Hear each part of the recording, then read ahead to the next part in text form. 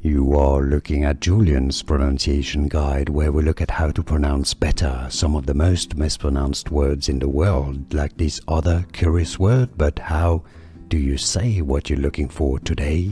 Let's learn how to pronounce the name of this French painter. And we're going to be looking at how to say more confusing names from art, so more painters and artists. Make sure to stay tuned. French pronunciation, Françoise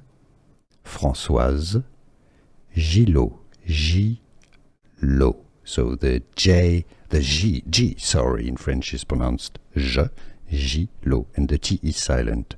Françoise, yes, you've heard a Z sound there. It's normal, it's a feminine of François. Françoise Gilot.